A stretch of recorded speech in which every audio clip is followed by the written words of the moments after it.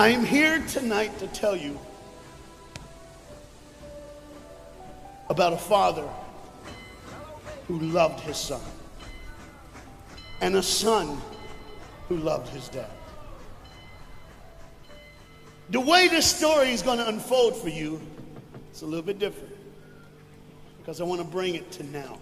You see, a dad would go home and he would go by the school, and every now and then he would pick up his son and say, "Son, why don't you go to work with me?" The boy loved that. And when his dad would just come and pick him up, he was the happiest boy ever. He knew that he would get to spend the afternoon with his father at work, and he would get his coat and they would walk, and he would bring hot chocolate for his son, for it's really cold, and they would go through. But this boy was different. This boy would see things. This boy wasn't normal. And when they were walking one afternoon going to where dad worked, this boy would notice things that other people wouldn't notice. He see things other people wouldn't see. He sees a man in a bathrobe in the middle of the street who's yelling at a second-story window. He sees a woman who's very angry at him and doesn't really want to hear what he says. This boy, as the rest of the world hustles by, he slows down. He sees the hurt and the pain. He sees the anguish and the sorrow. He sees the window close and a desperate man trying to get his way.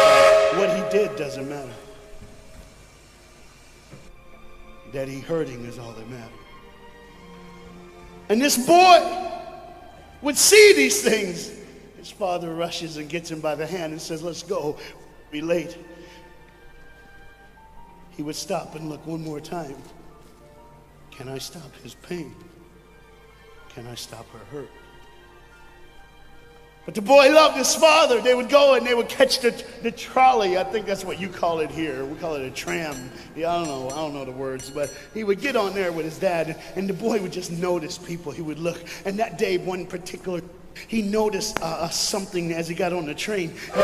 To explain something, as you can hear, there's a train coming, and I got to get through this before the train gets here. He saw a man, he saw a woman. He saw that the man seemed very happy and the woman seemed very sad, and he couldn't understand why they could be together and one be happy and the other be sad. He couldn't understand that, but the little boy knew that there was something wrong. He had this feeling, this instinct that was amazing, how he cared for other people, but he loved none other than his father. He knew his daddy loved him, and as he watched the world and their hurt and their pain, he knew that he would always have a father. But even notice this, I need you to understand as you hear this story and get involved in the life of this man and his son, I need you to notice that there's no mom.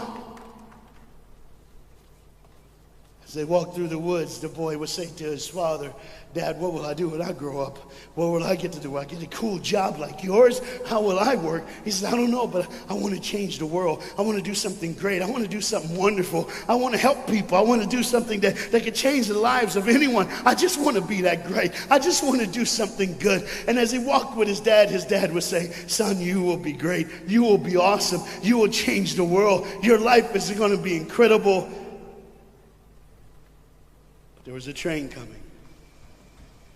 There's always a train coming. The train is called life.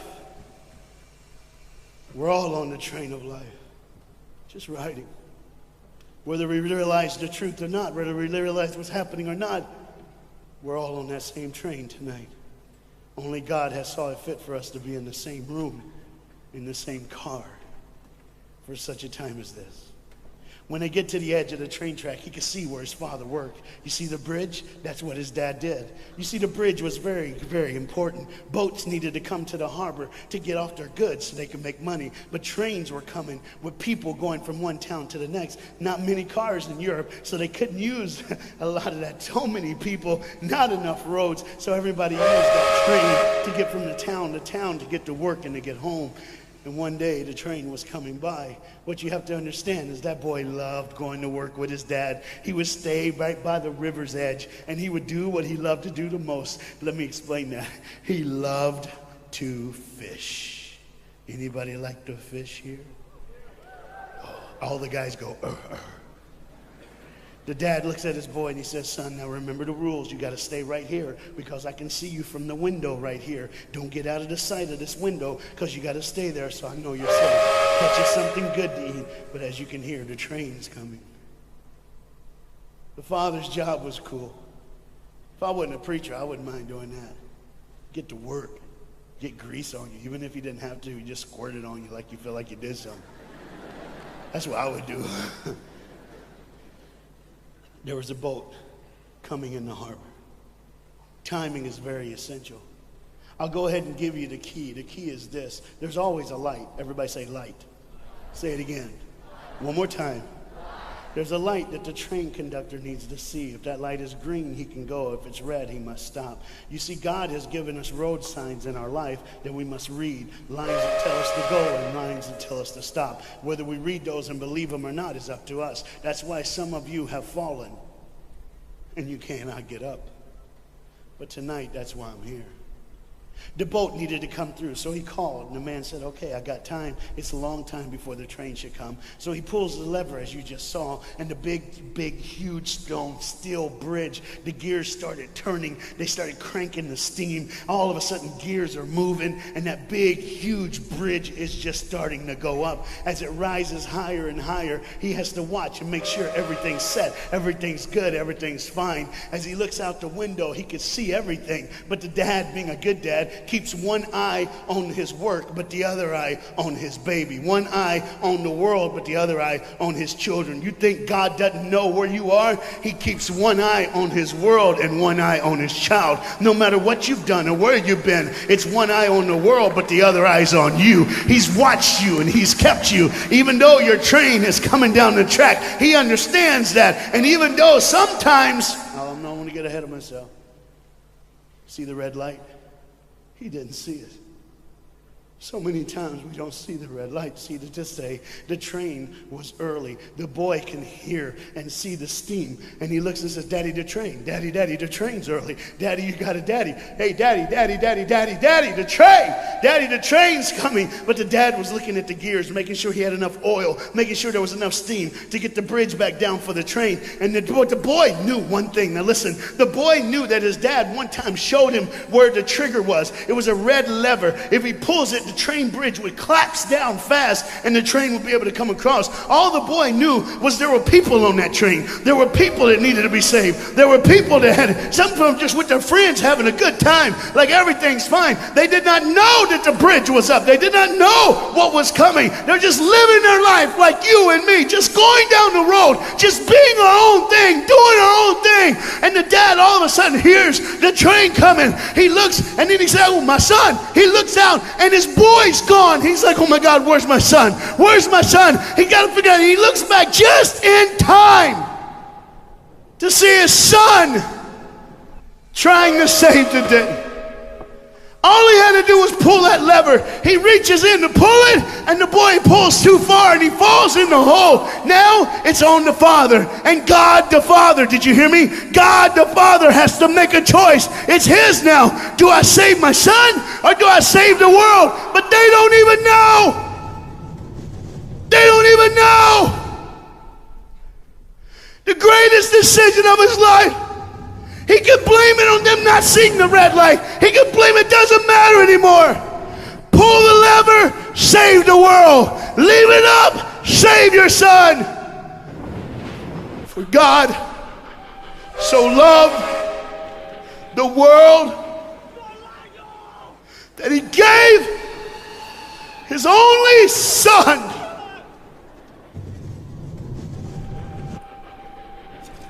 Whosoever believes in him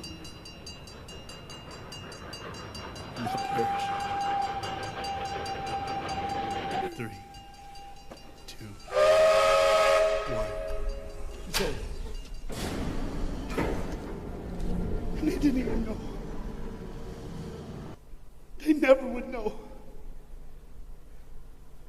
They didn't even know. The train goes by. It's fine. Everything's cool. The bridge is down. Just like always. It's always going to be down. Are you hearing me tonight? He gave his only son. For God so loved the world that he gave. And you know what's amazing? I wonder what God did right when his son died on that cross. When he breathed his last breath. When he took that breath and he breathed and it was over. wonders what the father would have looked like. They didn't even know, just trying to think of their life, just trying to figure out what they're going to do next. Just thinking about the person they're going to see, the people they're going to hang out with. Just trying to be, just loving, caring.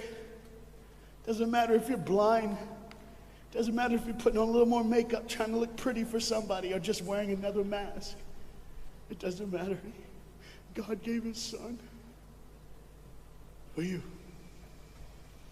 What will I do when I grow up? Where will I go when I grow up? What can I change?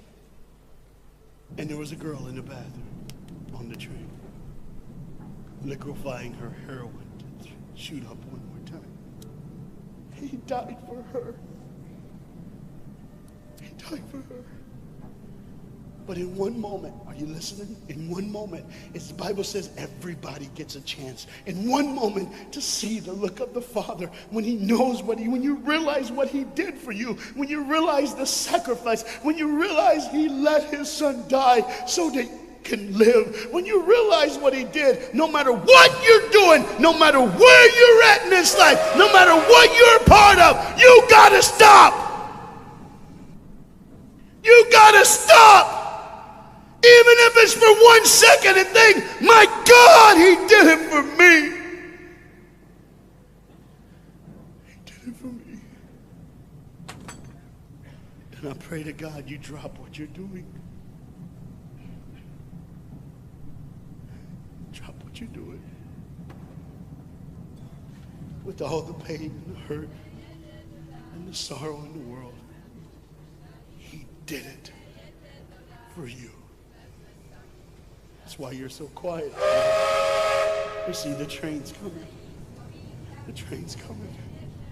Everybody has things. You have ways of I don't want to do that. I don't want to, but why do I keep doing it? Even Paul said, why do I do? My flesh tells me, and I do what I know is wrong, and I don't do what I know is right. You got to understand tonight, the fight is on, and we can win. We become more than conquerors through Jesus Christ. And I'm not preaching just for me. I'm preaching on behalf of you. But what you got to understand is there had to be a moment in those 3 days when Jesus died on a Friday and rose again on a Sunday. There had to be this moment. Go ahead, look at the screen. When it was just God and his baby and his son.